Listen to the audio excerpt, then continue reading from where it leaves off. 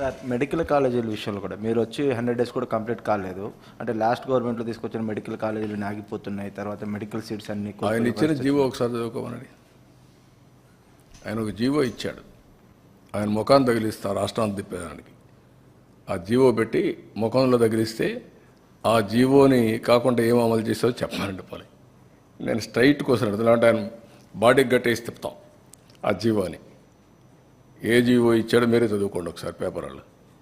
మీరు కూడా చదివితే మీకు కూడా ఒక ఐడియా వస్తుంది. అప్పుడు నేను చెప్తాను. ఇలాంటి నేరస్తులకి నేను చెప్పేది ఏంటంటే, బాబాయిని చంపి నారాసుర రక్త చరిత్ర పెట్టేసి తప్పించుకోవాలని ప్రయత్నం చేస్తే అన్నిటిని జరగవు. ఎన్ని తప్పుడు పనులన్నీ చేసి వేరే వాళ్ళ మీద దోసేయాలనుకుంటే జరగవు. ఆ రోజులు అయిపోయినాయి. చెవికి కట్టి చూపిస్తాను ఊరంతా తిప్పి, పిచ్చి పిచ్చిగా అనుకుంటున్నా. ఏం చేసావో అన్నీ కూడా అంత ఈజీగా ఆలోచించద్దండి. నోటుకొచ్చేట్టు మాట్లాడడం. నిన్న ఏం చేశారో అది మర్చిపోయి ఈరోజు దాని మీద వాళ్ళు విమర్శించే పరిస్థితికి వచ్చారు. ఆ జీవో ఒకసారి చదవ, నేను చెప్పను. చెప్తే మీకు రహస్యం పోతుంది, సీక్రెట్ పోతుంది. You read that. What issued the GO in private colleges, you read that, then మాట్లాడదాం.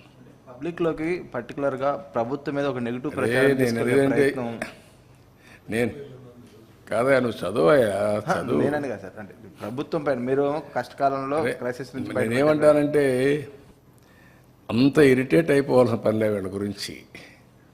ఇరిటేట్ అయిపోతే వచ్చేది కూడా ఏం లేదు. వీళ్ళు చెల్లని కాసులు ఇవే చేస్తారు.